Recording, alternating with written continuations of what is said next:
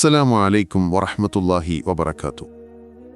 നമ്മുടെ കേരളത്തിന്റെ മുൻ മുഖ്യമന്ത്രിയും ഞങ്ങളുടെയെല്ലാം പ്രിയപ്പെട്ട നേതാവുമായിരുന്ന ബഹുമാനപ്പെട്ട ഉമ്മൻചാണ്ടി സാർ ഈ ലോകത്തുനിന്നും വിട പറഞ്ഞിട്ട് ഇന്നത്തേക്ക് 2 വർഷമാകുന്നു. അദ്ദേഹം മരണപ്പെട്ട് 2 വർഷമാകുമ്പോഴും അദ്ദേഹത്തെ പറ്റിയുള്ള ഓർമ്മകൾ ഈ ലോകത്തുനിന്ന് മായുന്നില്ല എന്നുള്ളതാണ് യാഥാർത്ഥ്യം. അദ്ദേഹത്തിന്റെ പേര് പറഞ്ഞുകൊണ്ട് ഇന്നും അദ്ദേഹത്തെ സ്നേഹിച്ചുകൊണ്ട് നിരവധി ആളുകളാണ് പ്രിയപ്പെട്ടവനെ അടക്കം ചെയ്ത കല്ലറക്കരികിലേക്ക് എത്തിച്ചേരുന്നത്. അതുമാത്രമല്ല, അദ്ദേഹത്തിന്റെ വീട്ടിലേക്കും നിരവധി ആളുകൾ ഇപ്പോഴും വന്നുകൊണ്ടിരിക്കുന്നു.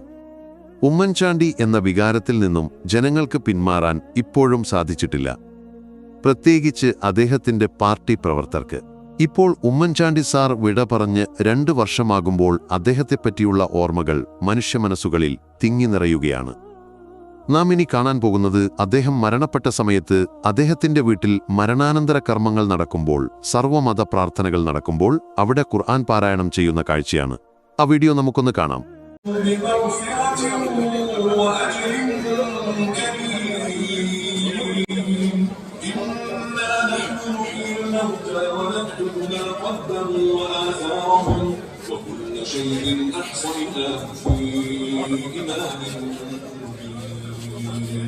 واضرب لهم مثلا أصحاب القرية إذ جاءها المرسلون إذ أرسلنا إليهم 2 فكذبوهما فعززنا بثالث فقالوا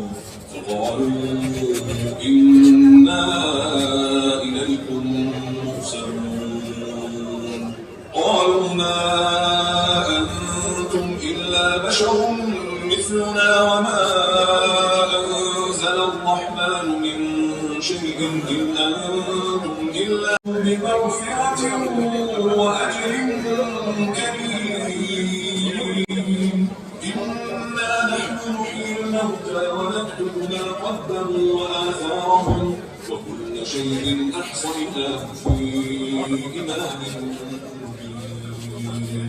واضرب لهم مثلا أصحاب القرية إذ جاءها المرسلون إذ أرسلنا إليهم 2 فكذبوهما فعززنا بثالث فقالوا إنا إليكم مرسلون قالوا ما أنتم إلا بشر مثلنا وما أنزل الرحمن من شيء إن أنتم